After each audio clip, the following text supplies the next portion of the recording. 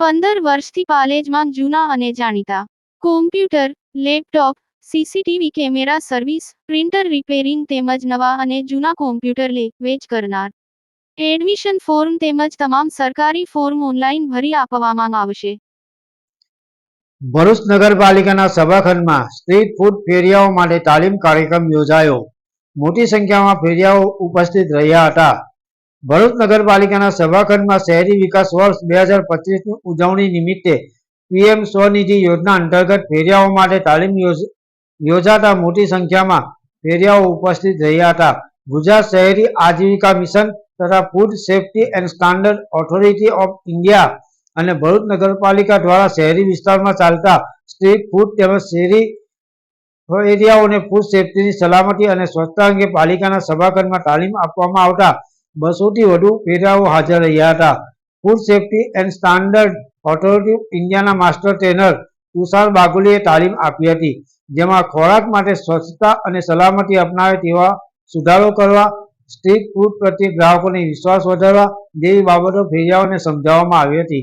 આ પ્રસંગે નગરપાલિકાના પ્રમુખ વિભૂતિબા યાદવ, ઉપપ્રમુખ અક્ષય પટેલ, ચીફ ઓફિસર હરેશ અગ્રવાલ, સમાજ કલ્યાણ કમિટીના ચેરમેન નિશાબેન વસાવા, ભરૂચના food inspector PM Shah, food safety and standard authority of ઇન્ડિયાના માસ્ટર ટ્રેનર તુષાર બાગુલી સહિત એનયુએલએમના manager Chaitali Vadhela, city manager Kinnari Barot સહિતના અધિકારીઓ ઉપસ્થિત રહ્યા હતા. યાકુબ પટેલ, ભરૂચ. ગુજરાત સરકાર દ્વારા 2025ને શહેરી વિકાસ વર્ષ 2025 તરીકે જાહેર કરેલ છે. સાથે સાથે સ્વચ્છ અભિયાન અંતર્ગત સ્વચ્છતા હી સેવા તારીખ 17 તારીખથી 17 સપ્ટેમ્બરથી 2 ઓક્ટોબર દરમિયાન જુદા જુદા કાર્યક્રમો ચાલી રહ્યા છે.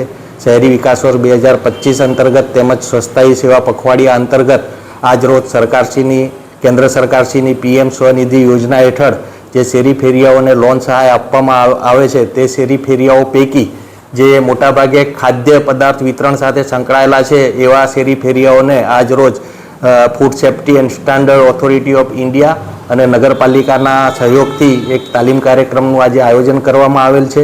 આ તાલીમ કાર્યક્રમની અંદર શેરી ફેરિયાઓ જે મોટાભાગે ફૂડ ડિસ્ટ્રીબ્યુશન સાથે સંકળાયેલા છે એ લોકોને સ્વચ્છતા કેવી રીતે રાખવી, સાથે સાથે પોતાનું અને ગ્રાહકોનું આરોગ્ય જળવાઈ રહે માટે શું તકેદારી રાખવી એ બાબતે વિસ્તૃત રીતે તાલીમ આપવામાં આવી રહેલ છે.